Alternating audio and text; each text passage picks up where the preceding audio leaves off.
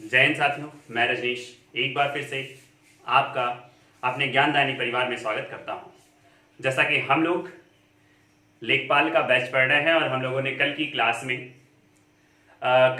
में हम लोगों ने जो पढ़ा वो क्या पढ़ा था कि लास्ट जो हमने पढ़ा था कि भूमि की पैमाइश। ठीक है, भूमि की पैमाइश के बारे में हम लोगों ने इतनी चीजों को पढ़ लिया था। 12 इंच बराबर 1 फुट, 3 फुट बराबर 1 गज या फिर 36 इंच और 22 गज बराबर एक चेन को हम लोग जरीब भी कहते हैं और गज को हम लोग यार्ड भी कहते हैं। फिर इसके बाद हम लोगों ने 10 चेन बराबर 1 फरलांग पढ़ा था और फिर 8 फरलांग बराबर 1 मील पढ़ा था।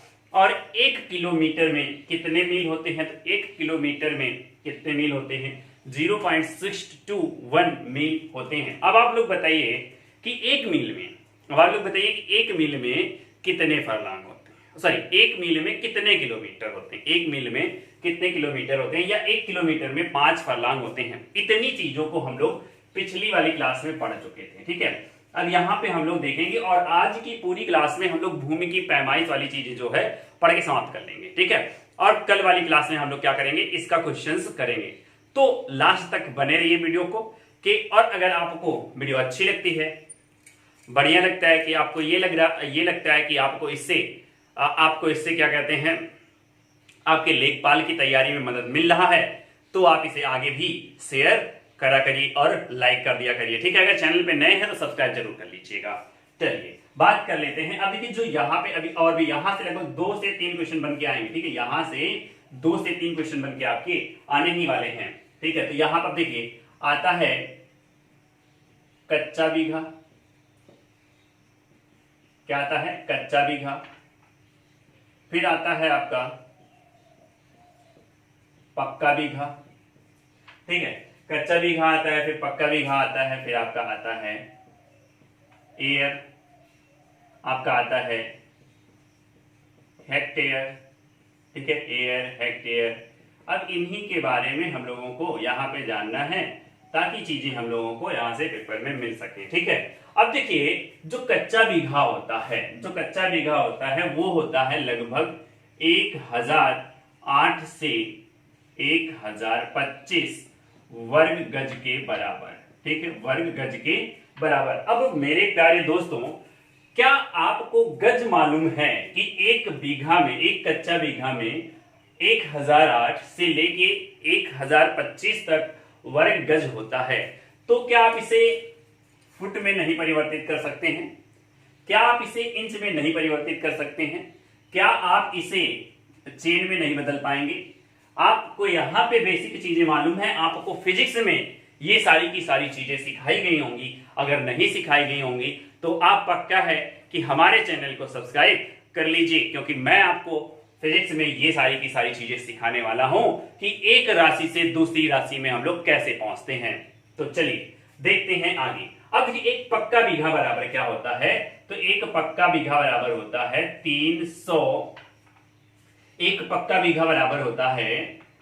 3025 वर्ग गज लगभग। ठीक है, लगभग वर्ग गज होता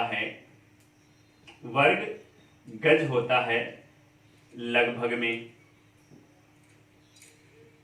ठीक है, क्या होता है? लगभग में इतना वर्ग गज होता है। या यूं कह सकते हैं कि ये जो पक्का बीघा होता है ये 3 गुणे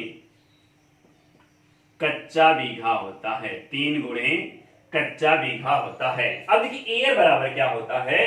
तो एक एयर बराबर होता है 100 वर्ग मीटर। एक एयर बराबर होता है 100 वर्ग मीटर। अब बात करते हैं एक हेक्टेयर बराबर कितना होता है? एक हेक्टेयर बराबर कितना होता है? तो एक हेक्टेयर बराबर होता है 100 एयर। ठीक है, एक हेक्टेयर बराबर कितना होता है? 100 एयर, या फिर कह सकते हैं अगर मीटर में देखें 10,000 वर्ग मीटर।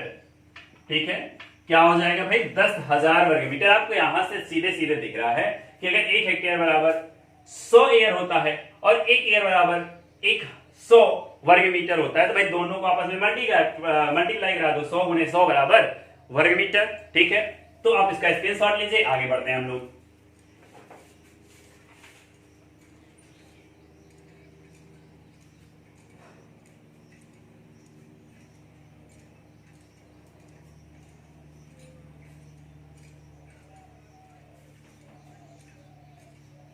चलिए, यकीन उम्मीद है कि आप लोग स्क्रीनशॉट ले लिए होंगे। तो आगे हम लोग देखते हैं काफी तेजी के साथ। ठीक है, बिना देर किए हुए हम लोग चीजों को आगे लेके चलते हैं। ठीक है, आप लोग को कुछ चीजें मैं बदलना भी सिखा दे रहा हूं यहाँ पे। अब ऐसा नहीं है कि अन्य लोगों की तरह इसी चीज को लेके मैं 2, 3, 4 क्लास आपको पढ़ाऊं, तो एक ही क्लास में मैं पूरी करने की कोशिश करूंगा कि आप लोगों को सारी चीजें एक ही क्लास से समझ में आ जाएं। ठीक है, तभी तो मजा आएगा, वरना हम एक ही चीज को काफी दिन तक पढ़ते रहेंगे तब मजा नहीं आएगा। ठीक है, अब आप के लिए मैं बता दूं कि मैं ऑफलाइन अभी तक पढ़ाता था। ठीक है, अब मैं ऑनलाइन पढ़ा रहा हूं आप लोगों के लिए। ठीक है, मैंने सोचा कि ऑफलाइन तो मैंने इतना पढ़ा ही लिया है, लगभग 8 साल का एक्सपीरियंस लेके मैं आप लोगों के सामने आया हूं। मैं यहाँ पे आपको पढ़ा नहीं, बस अपने एक्सपीरियंस दे रहा हूं। ठीक है, कि कहां से क्वेश्चंस कैसे आते हैं। यकीन करिए, अगर आप लोग मेरे द्वारा पढ़ाई गई क्लास ग्रामीण प्रवेश की पूरी ले लेते हैं तो आप ये जानिएगा कि अगर 25 क्वेश्चन आते हैं ग्रामीण विकास सेशन में, ठीक है, तो 25 में से आप 24 क्वेश्चन तो करके आ ही जाएंगे। लेकिन लगातार कंटिन्यू आप लोगों को क्या करना है कि हमारे साथ जुड़े रहना है, और जितनी चीजें मैं पढ़ाऊं, जो क्वेश्चंस मैं डिस्कस करूं, वो आप लोगों को क्या कर लेना है, सॉल्व करते रहना है। ठीक है, तभी मजा आएगा, तभी मजा आएगा। और हाँ, एक न्यूज आप लोगों के लिए जो गुड है, काफी दिन से मैं करंट का वादा कर रहा था, तो कल सुबह 6 बजे आप लोग जरूर आइएगा। कल सुबह 6 बजे हम आपको करंट अफेयर पढ़ाएंगे। Current affair plus static GK plus detailed analysis करके हम आप लोगों को देंगे। ठीक है, वो आप लोगों के लिए ब्रह्मास्त्र रहेगा।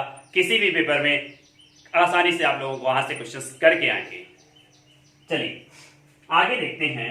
तो अभी मैंने लिखा था 1 किलोमीटर बराबर 5 फरलांग। ठीक है, क्या लिखा था, 1 किलोमीटर बराबर 5 फरलांग।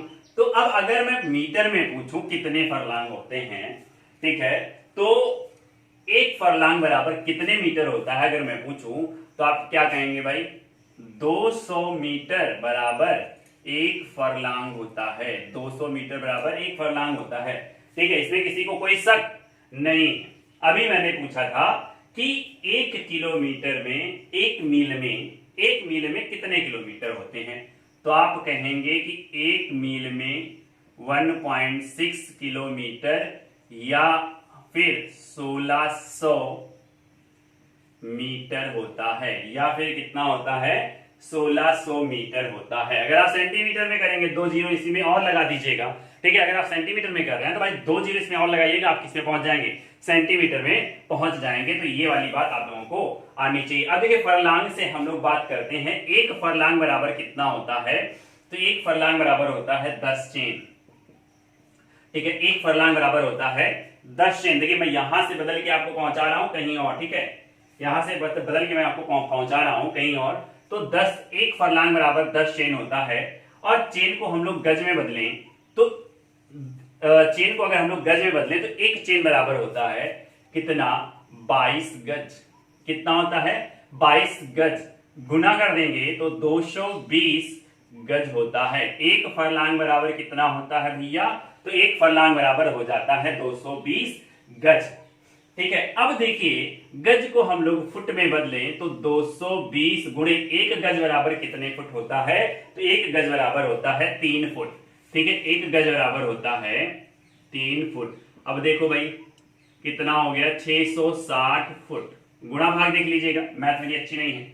ठीक है, कितना हो जाएगा, 660 फुट हो जाएगा। तो 1 फरलांग बराबर कितने फुट होता है अगर पूछ ले, तो आप क्या करेंगे, 660 फुट लिख दे के आएंगे। अब इसको इंच में भी बदल दो, इसको इंच में भी बदल दो। 660 गुणे 1 फुट बराबर, हाँ बोलिए, 1 फुट बराबर कितना होता है, तो 12 इंच होता है। कितना होता है, 12 इंच होता है, 1 फुट बराबर 12 इंच होता है। तो आप इसका गुणा अगर करेंगे, इसका गुणा करेंगे तो 12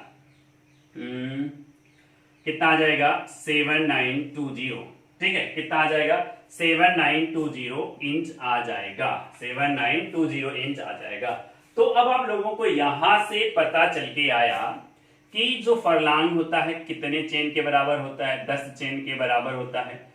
कितने गज के बराबर होता है, तो 220 गज के बराबर होता है। कितने फुट के बराबर होता है, तो 660 फुट के बराबर होता है। कितने इंच के बराबर होता है, तो 7920 इंच के बराबर होता है, 7920 इंच के बराबर होता है। अब अगर आप इसे सेंटीमीटर में बदलने की कोशिश करेंगे तो क्या होगा, क्या आप इसे सेंटीमीटर में बदल लेंगे? तो जल्दी से बदल के आंसर बताइए। ठीक है, तो इंच तक तो पहुंच गए भाई, इंच तक पहुंच गए। तो 1 इंच बराबर कितने सेंटीमीटर होते हैं? तो 1 इंच बराबर होता है 2.54 सेंटीमीटर। कितना होता है 2.54 सेंटीमीटर। अब आगे इसे क्या करेंगे आप, तो इसमें सेंटीमीटर में बदलना है 7920 इंटू 2.54 सेंटीमीटर, मल्टीप्लाई कर देंगे जो भी आएगा। ठीक है, जो भी आएगा मल्टीप्लाई करने पे, वैसे मैं लिख दे रहा हूं 20,116.8 सेंटीमीटर, 8 सेंटीमीटर। लीजिए अब सेंटीमीटर में भी आपको इसका आंसर मालूम हो गया। ठीक है, सेंटीमीटर में भी इसका आंसर मालूम हो गया। मीटर में बदलना है 100 से भाग दे दीजिएगा, मीटर में बदलना है तो 100 से भाग दे दीजिएगा, आपका आंसर आ जाएगा। जल्दी से इसका स्क्रीनशॉट लीजिए।